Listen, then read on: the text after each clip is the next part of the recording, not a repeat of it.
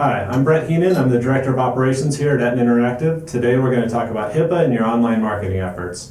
We're going to cover three areas today. First, we're going to have an overview of online marketing and HIPAA and how they intersect. Then we're going to talk about some common mistakes and how you can avoid them. We're going to wrap up with some practical recommendations that you can take away to implement to get yourself in better compliance with the HIPAA rules. So before we get going, we're going to do some housekeeping here. First, we're going to talk about US-based HIPAA-covered entities only in this presentation. We're going to talk about your website and your social media, not communications coming from third-party sites. And finally, we're not offering legal advice here. Consult with your counsel or your HIPAA security expert for more information. How does HIPAA and your online marketing efforts intersect?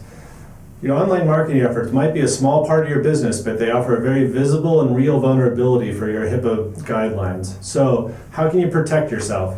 Well, there's no single quick fix. There's operational things you need to do, behavioral things, and technical things. So it's part of a larger effort, good faith efforts to protect your patient's privacy, do audits and continue to do audits, report breaches, and train your staff. So you have to have good faith efforts and keep at it. Include online marketing in those efforts.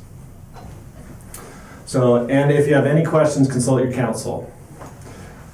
So how do you go wrong with HIPAA? Most things are not malicious. Your staff is not maliciously letting information out. It comes from misunderstandings or lack of education. So what do you need to make sure that you and your staff understand? Well, first off, leads and patients are covered entities. So most people don't know that leads are protected. If there's a reasonable assumption they might pay you money for services, that is a HIPAA covered person, and therefore the rules apply to leads as well as your patients.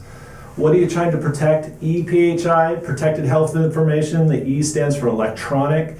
This includes first name, last name, email, phone, date of birth, etc. Consult your attorney for all the details on that. And then what are you trying to protect? Emails emanating from your website, social media posts, text messages. So you got to make sure that all of your online efforts and all of your communication online is also covered.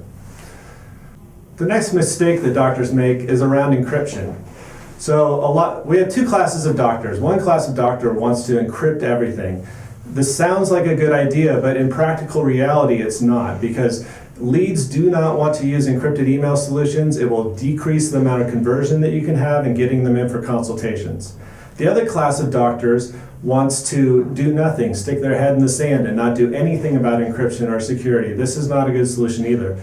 Here at Etna, we believe the truth is in the middle. If you get consent from your leads via a checkbox on all your online forms that have terms and conditions that release you from your HIPAA liabilities for the duration of that inquiry, you can communicate with them insecurely and still be within the bounds of the law. So this way you can follow up on your leads aggressively and using normal email, but you haven't exposed yourself to HIPAA liability.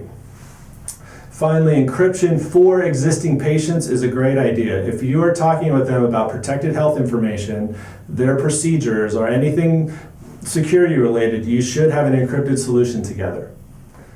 The final mistake that doctors make is in the area of HIPAA and social media. So the big thing to take away here is that social media communications are covered by HIPAA.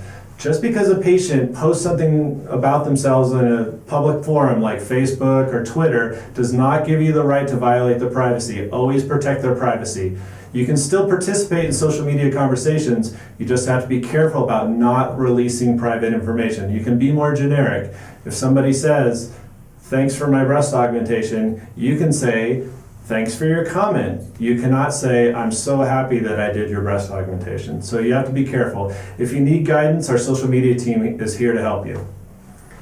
So at the end here, I'd like to go through some specific recommendations that can help you in your online marketing efforts get in better compliance with the HIPAA rules. So first off, policy recommendations. What we want to do here is publish all your HIPAA and privacy policy to your website, that's for sure. Require patients to get consent to talk to you in an insecure fashion. Use email signatures to remind the patients that emails are not encrypted and that they're at risk of violating their privacy rights. Get patients to sign release forms when they come into your office. You probably have standard release forms. You might want to include items about your website, social media, so that they can consent or deny their HIPAA privacy rights in the online world. And finally, consider executing a BAA with your marketing partner and your billing partners, anybody that might have access to your PHI. There's other recommendations that we can help with. Train and retrain your staff about PHI. Include minimal PHI in all conversations. If it's not necessary to be in the message, please delete any PHI from the message before you send it. Get off of online efforts immediately. Try to use the phone, fax systems. It's good to get offline. Consider a secure messaging solution. So encrypted email, there are a lot of solutions out there that you can use to send encrypted emails to your existing patients. Follow best practices when you're storing your information. So make sure that your flash drives are secure. Make sure that your computers are locked. Make sure you have a secure network. And finally, periodically audit your online efforts and make sure that you document the efforts that you've done to find your risk and mitigate your risks. So always consult your HIPAA attorney in this. Well, what's next? How can you learn more? Well, there's two things you can do. You can sign up for our newsletter. We'll send out information about HIPAA and other online marketing efforts. Reach out to your account executive. We have a product for HIPAA that can help you come in compliance and show your due diligence and best faith efforts to get your site secure. So we're here to help, and thank you very much.